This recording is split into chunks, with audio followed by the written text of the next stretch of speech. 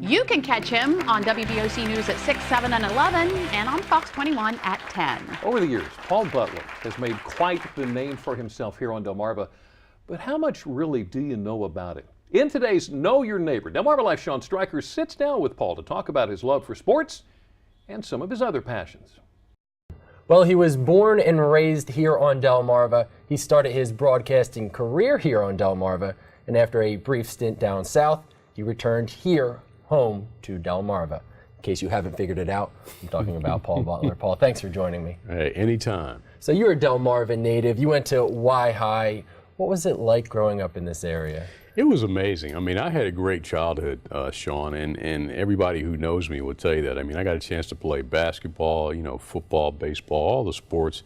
And this area has a rich tradition, especially in basketball. And living close to the ocean, being able to go crabbing and fishing and boating, it was just an amazing, amazing childhood. So being so into sports, how did you decide to enter the world of broadcasting so quickly out of high school?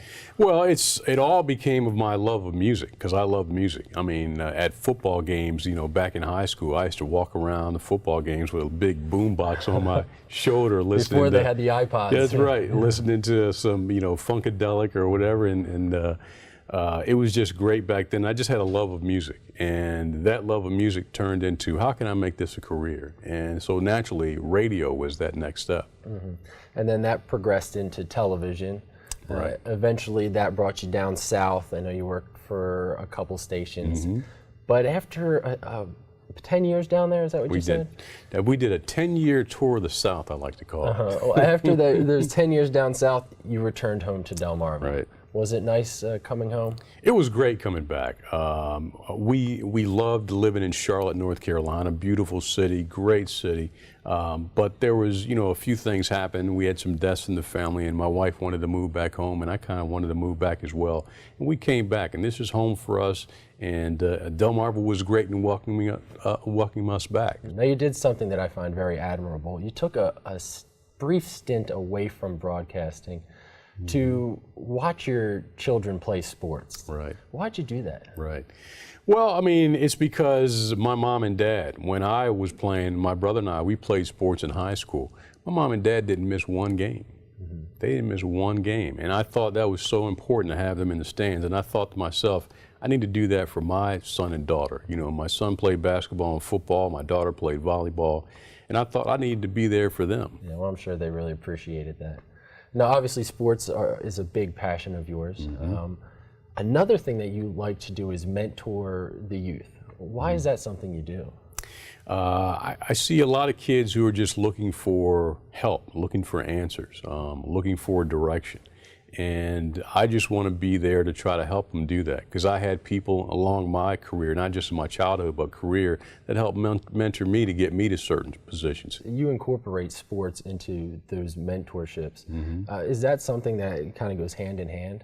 I think so, because if you're going to be a part of a team, you got to learn, as an individual, you got to learn to be a good teammate. You've got to communicate with each other. And there are just a lot of life lessons that you can learn in sports, whether it's basketball, football, baseball, whatever it is. One of the components that I had is also the educational component in our basketball camps that we had, is that our students had to read a book and do a book report for us, because we wanted to make sure that they just weren't focused on, coming for basketball. They also were going to get something out of it educationally. Well, that really helps, I'm sure, as they enter college. They're student athletes, student first.